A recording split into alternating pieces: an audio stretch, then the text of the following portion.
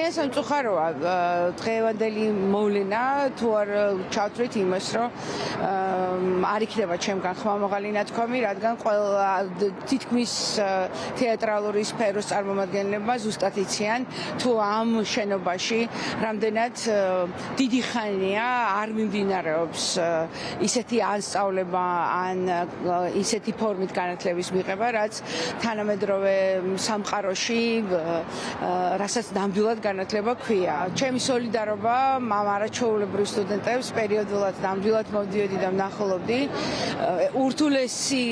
ურთულესი იყო მათთვის აქ ან რა პირობებში, როგორ გარემოში ყოფნა. ფაქტია, რომ ჩვენ ამ ისტორიული სინამდვილის ხელახალ ეტაპზე გადავედით და ეს არის საფუძველი, რის გამოც დღესაც ვიკრიბებით და ეს არის მიზეზი, რის გამოც ეს ყოველდღიური პროტესტი გრძელდება და ფაქტი არის, რომ ისტორიულმა მეხსიერებამ თავი იჩინა დღევანდელ რეალობაშიც და ამ ყველაფერის მიზანი არის ხალხის დაშინება, ხალხის გაჩუმება და იმ გულანთებული პროტესტის დამსხვრევა, რაც ფაქტი არის, რომ უკვე 113 დღეა უწყვეტად გრძელდება ჩვენს ქვეყანაში. ესეთი რა მე არ მახსენდება, იცით?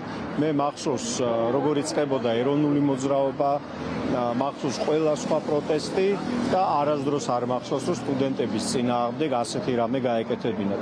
ეს არის დანაშაული არა მხოლოდ ამ კონკრეტული ადამიანების წინააღმდეგ, არამედ საერთოდ განათლების და განმანათლებლობის იდეის წინააღმდეგ და აქ ახლა რა თქმა უნდა ვარ როგორც სოლიდარული ამ საერთო ბრძოლის ამ სტუდენტების მიმართ და ამის მოთმენა უბრალოდ არ შეიძლება.